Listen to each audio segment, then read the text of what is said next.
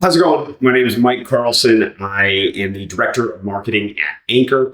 And then I also work on a project called Mike's Marketing Lab. It's where I share tips, tricks, ideas from my time growing ANCORE's marketing, as well as just do a deep study and a deep dive on things marketing, media, communication, things like that. And that's what I'm here to talk to you about today. This is 25 tips for content creation and working with creators, creatives in general. So let's go ahead. Let's jump right in. Tip number one, before you go out and hire a videographer, hire anyone with a camera, shoot the content first. If you don't have a camera, either rent one or just use your iPhone.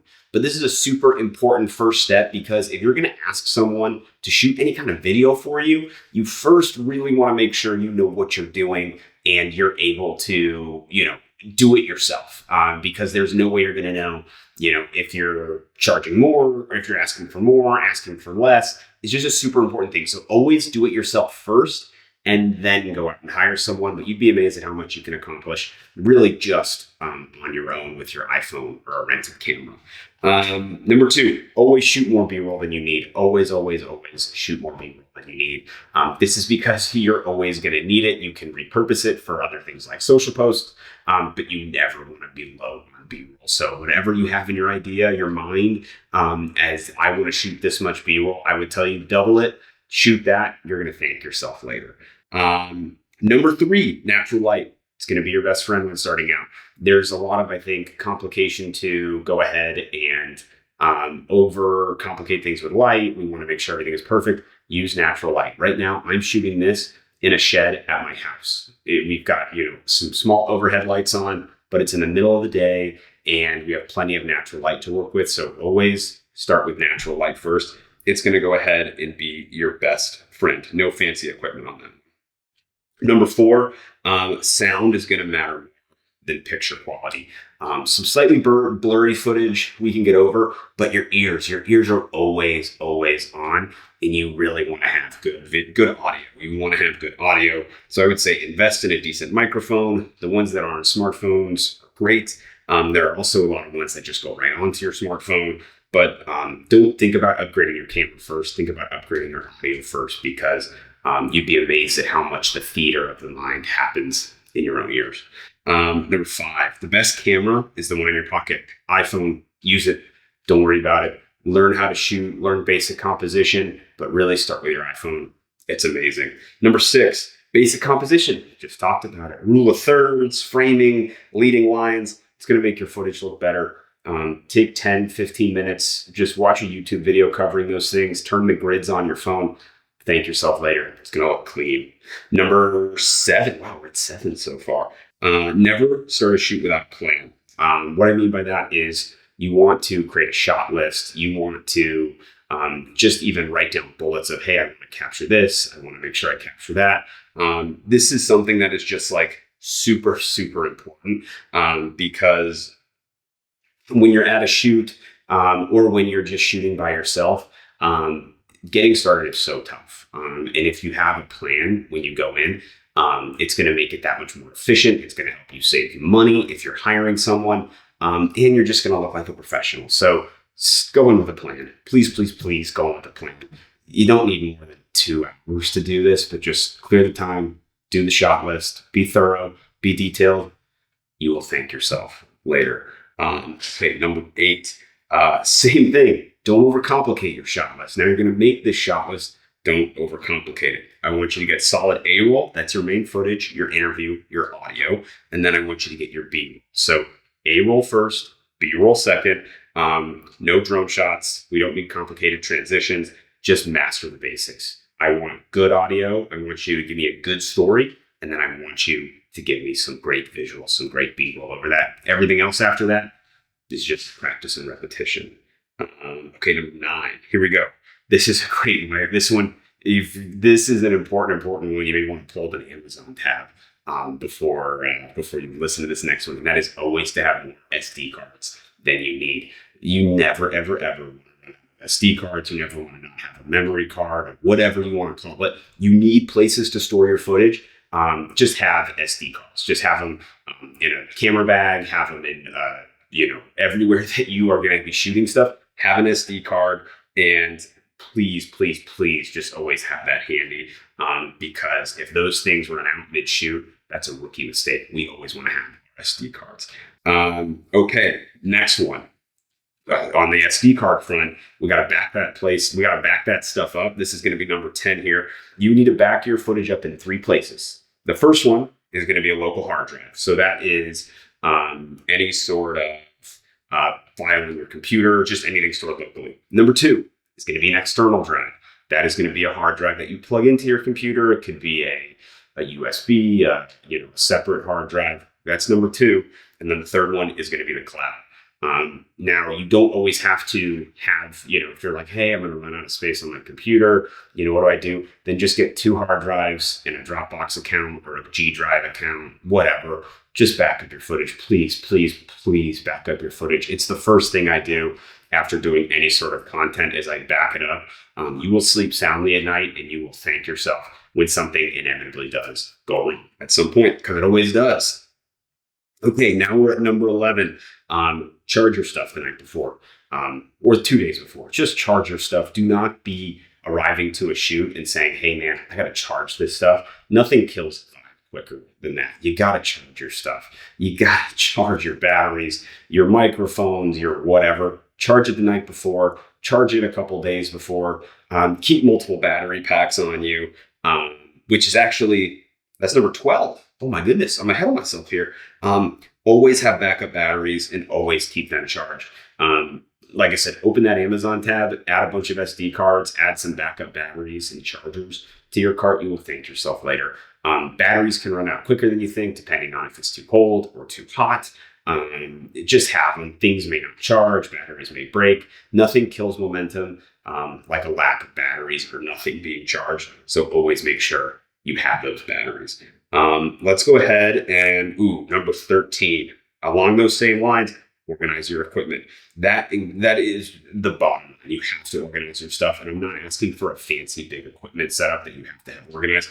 I'm literally talking about go to the dollar store, get a couple bins, get a couple sticky notes and some tape, and just write memory cards here, batteries here, microphone here, case here. Just have your stuff organized. If you are at a place and you're looking through cables and this and that, and your adapters and dongles and all this stuff, just save yourself the hassle. You got to do the organization beforehand. Always make sure your stuff is organized. What else? Oh, I love this one. Number 14. We got 10 more left. When you're working with videographers, you need to aim for partnership, I'm going to say that again, partnership, not dictatorship. Remember that. Videographers are at least a really good videographer is incredible at what they do. They notice little details. They notice things.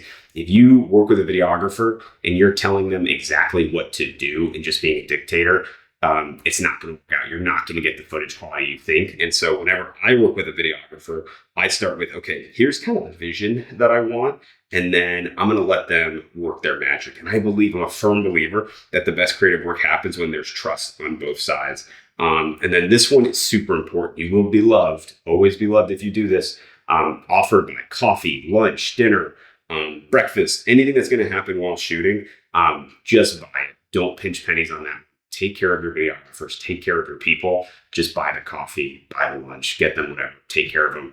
The work will speak for itself. Okay, 15.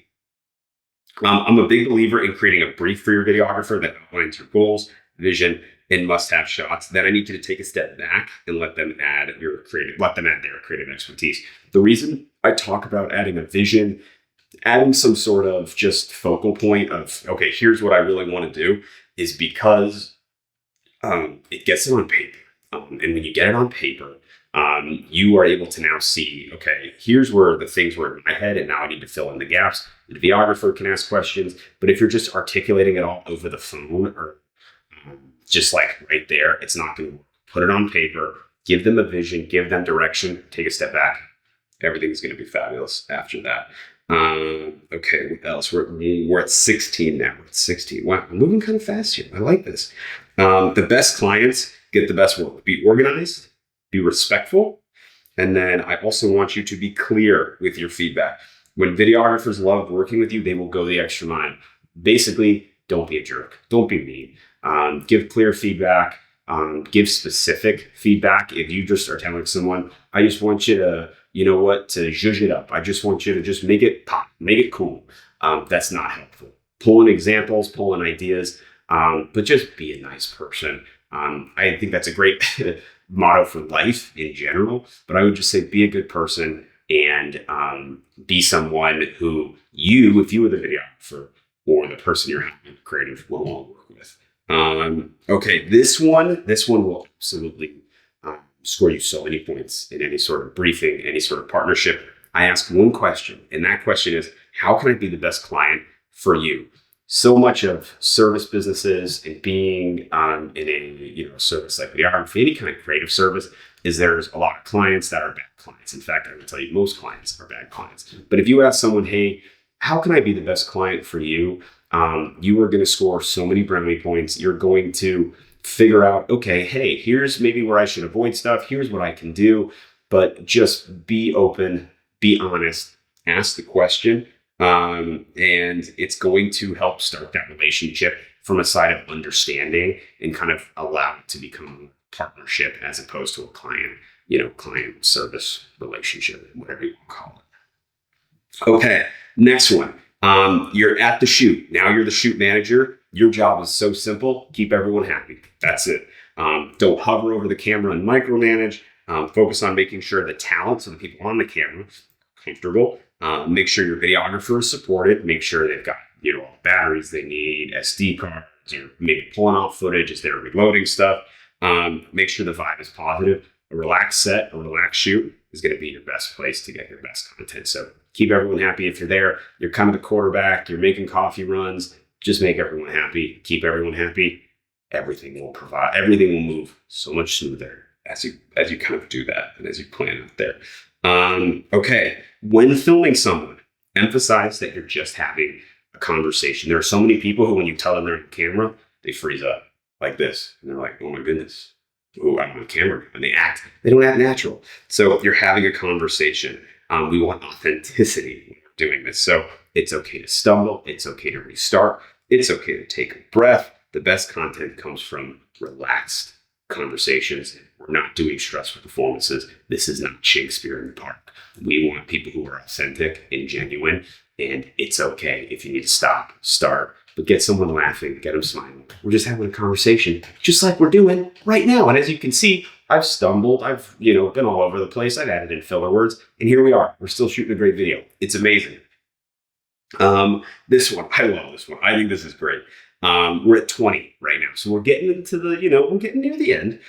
Something isn't inevitably going to go the day you're shooting. I'm just going to tell you right now, I'm going to guarantee it. Accept this truth. Stuff will break. I've had cameras break on shoots. Weather will go bad. I've had high winds. I've had rain.